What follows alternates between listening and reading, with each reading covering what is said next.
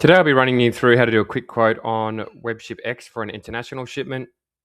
So at the moment we're in the quote section. Some key areas here.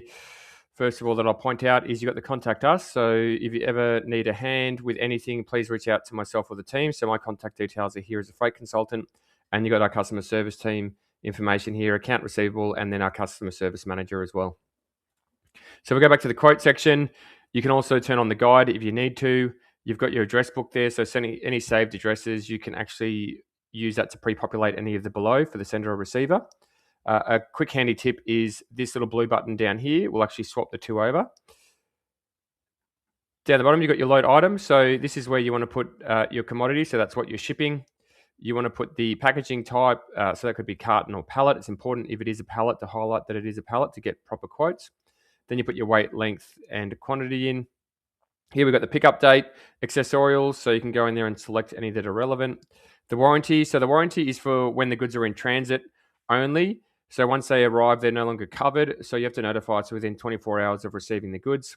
All you simply do is put in the value of the goods, and you can see how much it's going to cost to get the cover. Once you've got your quote and you know how much your freight's going to cost, you can even include that, and you'll be able to do that in the last screen. And then that will update your quote for you as well there for the cost of the warranty. Another handy tip for accessorials is you can go into your settings up here. You can go into profile defaults, and then you can see if you've got your domestic section here. So you can go into domestic, put in anything there up to 4 that your team uses quite a lot. And the same for your international shipments as well. Click update. You can go back to your quote. And now you can see there, I can quickly select any of the relevant accessorials that the team would use all the time. If you do need to ship a dangerous good, please reach out to the team and we can assist. So for doing the actual quote itself, what you want to do is for an international shipment, you want to make sure you select the country first. So this is to the United States of America.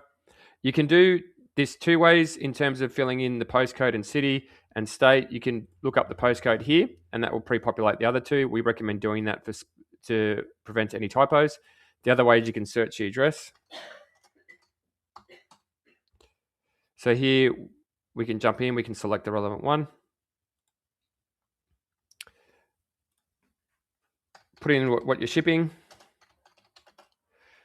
The package type. So in this instance, we're just going to go a carton. Put in your weight in kgs, the length, width, and height, and then the quantity. Put in your warranty value if it's relevant.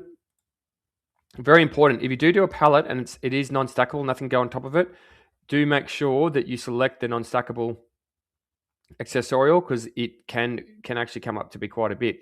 So make sure you include that in your quotes when relevant. Then when you're ready, you simply click Get Quote. So one of the great things about WebshipX is it'll give you multiple carriers and services, and you can compare it all in one spot.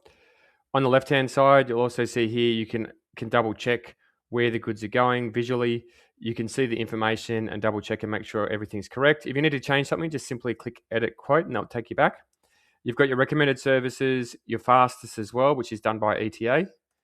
And then down the bottom here, this will be done from lowest to highest automatically, but you can change that. You can see your cutoff times and your ETAs here. Also, if you want further information in terms of what's included in the cost, you can use this little drop down here. And as you can see, I've got detailed information in terms of what the quote actually involves. Once you're ready to select, you just select the relevant shipment. And that'll take you to the next stage. Again, you can use your address book, pre-populate this information, and then you follow the bouncing ball to fill in the information. So hopefully that's been useful and you've gotten a lot of how to use our quick quote function. If you have any questions, reach out to myself or the team.